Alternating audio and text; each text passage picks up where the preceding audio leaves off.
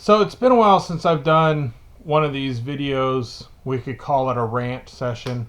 Um, but there are a few things that have come up here lately that some of it is I just don't understand the mindset. And the other side is it just seems like this world is becoming more and more insane. And what brings this one on is, of course, we are now several days to weeks past another mass shooting. We have more calls for gun control and gun laws and red flag laws. We've got Republicans now jumping on board, establishing red flag laws in our country. NRA isn't doing anything to combat those laws from coming into place because, as we know here in the state of Oregon, we already have one of those laws established where you can have a family member just accuse you, or an ex-wife or a spouse or a girlfriend accuse you of having some sort of mental illness, and then a secret court is held when you're not even present, and then the judge will issue an order for law enforcement to go remove your firearms from your house, and violating, of course, due process. And then you, as the gun owner, has to get yourself an attorney and spend lots of money and go back to court and fight to get your guns back. And that's just flat out insane that we are now wanting to live in a world where there are secret courts taking place and you're not even able to be there to defend yourself. And it's become is now you're having to prove yourself innocent instead of you're innocent until proven guilty. So the government doesn't have to prove you as being guilty of a crime or some sort of mental illness. Nope, it's just take your guns away and now you go prove yourself that you're not. And that's just wrong by all standards in our government. Yeah. And then something else that's of frustration with these red flag laws and the call for more gun laws, smaller magazines, and getting rid of the scary black rifles, the AR-15s, the AK-47s. They don't want semi-automatic firearms, and their list just keeps growing on what they don't want us to have access to. But the last time I read the Second Amendment, it's a right to bear arms, and it doesn't have any qualifications to it. So that doesn't mean that the government can take your guns away or the government can limit what you're able to buy. Nope, the Second Amendment was you have a right to bear an arm. And therefore, no matter what firearm gets produced, no matter how many years go by, and say, for instance, we get a photon cannon or a laser pistol, we should be able to have access to that because, after all, our Second Amendment says you have a right to bear arm. Doesn't say you have a right to bear arm, but it has to be a black powdered muzzle loading rifle only. It doesn't state that at all. In fact, our own past history in the United States shows that people were privately purchasing cannons to put on board their ships. Or in the case of the Civil War, you had some generals going out and buying Gatling guns for their troops. Those were purchased privately. And then all the way up until 1986, you could walk into any gun store and you could purchase a fully automatic weapon should you desire. Machine guns, if you would. Those were fully accessible. Granted, you had to pay a tax stamp, which by itself I believe is unconstitutional, but you did. You had to pay a tax stamp, $200, to go through this horrendous background deal that would take time. And then in a way, you're limited on where you could use that particular firearm. In other words, if you went across state lines, you have to notify the ATF you're taking it there. You have to notify them you brought it back. It's kind of a ridiculous law. I don't know all the ins and outs, so I could be wrong on parts of it. But the bottom of the line is there's a lot of limitations that comes to owning one. And now, because of the Hughes Amendment, which eliminated the purchase of newly manufactured arms, the prices of those machine guns have gone way up, and they're basically out of the realm for people like myself and others to be able to purchase them because they're thousands of dollars. One of the cheapest ones I saw went recently on an auction was a Mac 10 and went for right around $9,000. If you wanted an AR-15 or a Thompson, you're looking in the $30,000 range or so, or some are a little bit less, but they're in the tens of thousands of dollars now.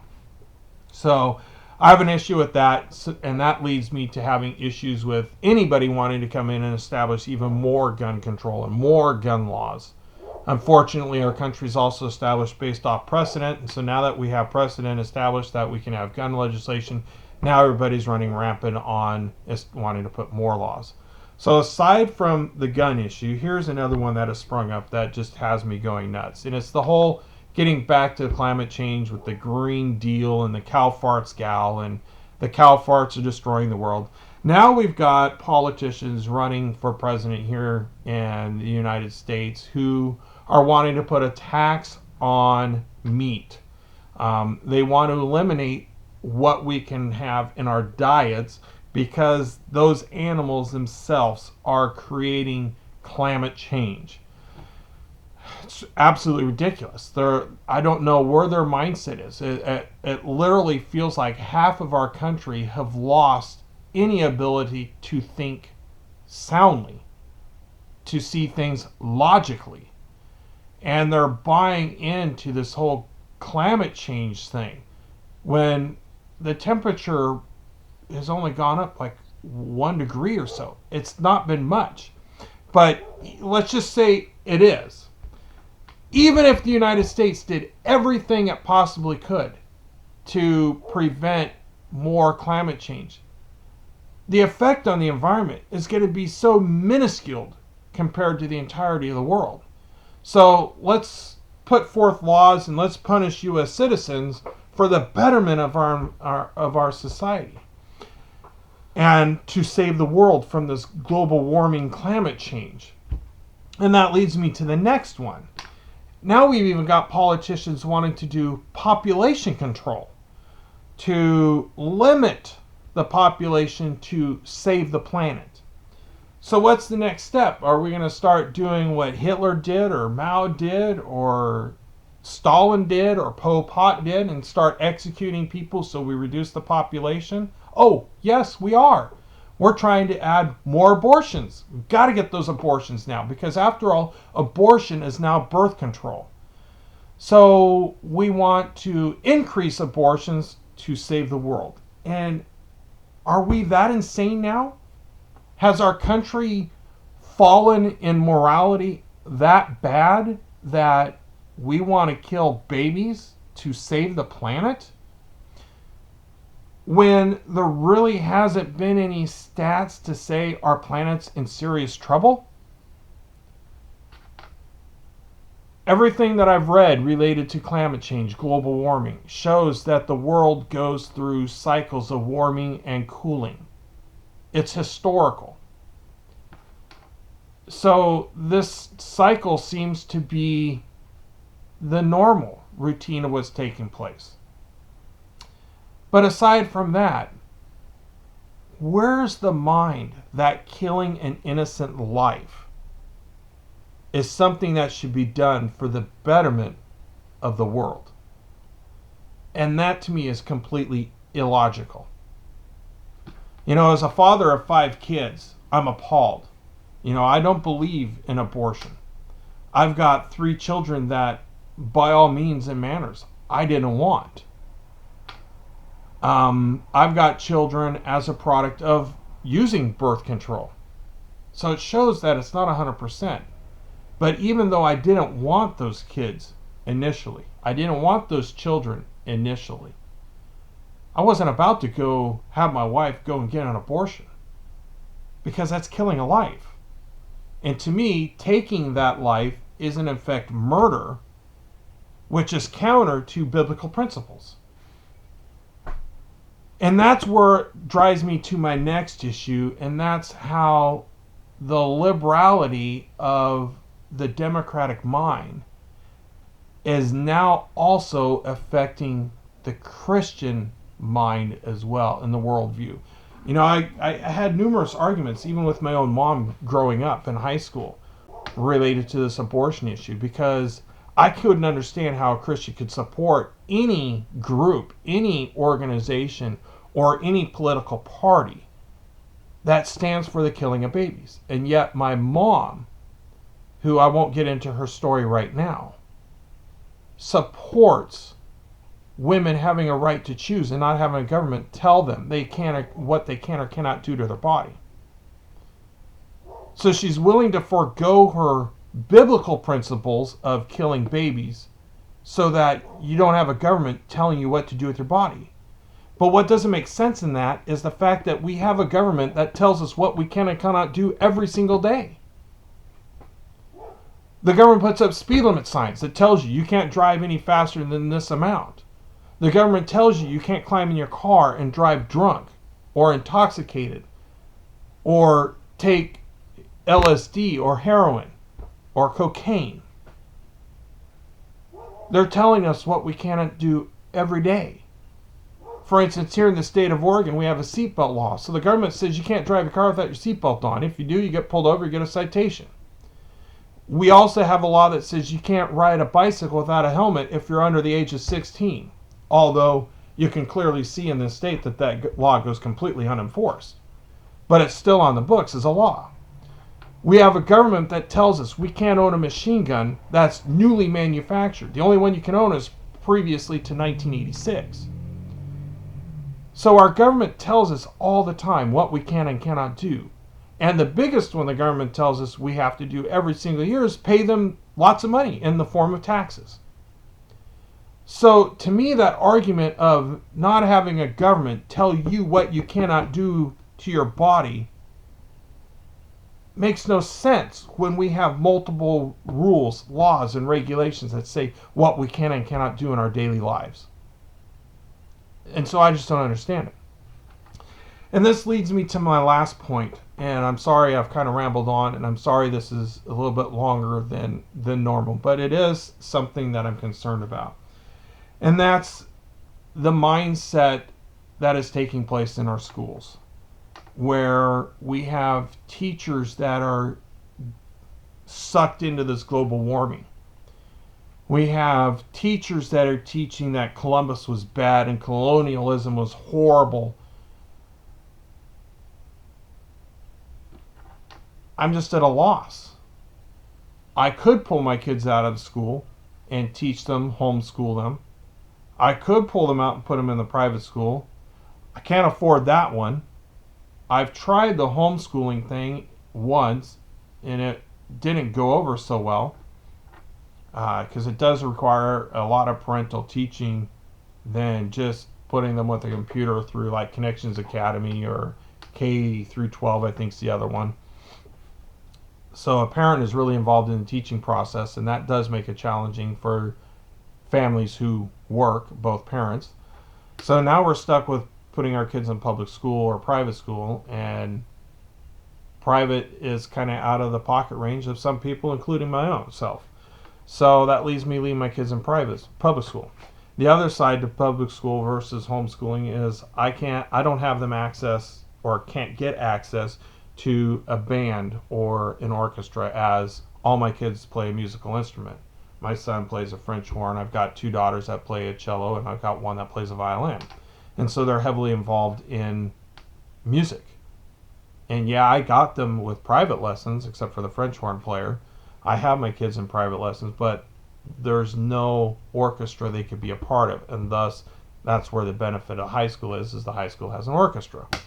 But what this ends up doing for me alone is I literally have to unteach my children to teach them properly when they get information on, for instance, Columbus. And the history around Columbus that is being taught in school is of this liberal mindset that Columbus is bad, that colonialism was awful, and that we need to give the lands that were taken from the Indians and give them back to the Indians. And so I have to teach them properly and teach them historical facts, because they're not getting them. They're being taught opinion and not fact. And so I have to teach my kids at home. And that in itself is kind of frustrating, that I, myself and my wife, in many ways received a better public school education than my kids are getting, because it's being left swung. And by the way, my wife's a teacher. And then that leads to the last issue. And this last issue is very broad. And that is, how do we combat all of this? How do we combat a liberal mind that wants to pay reparations to slaves and force people who didn't even live in this country during the time of the slaves, like my family, and force them to pay money to those who are descendants of slaves, let alone the fact that slavery doesn't affect them directly. It's an indirect effect. So why should they be given money because their family was once slaves? And that doesn't make sense to me. So how do we combat this liberal mind? And that's where I'm at a loss. You know, I ran across it when I was going through college, going through seminary, going through Bible college. Ran across this liberal mind that was invading the church in itself.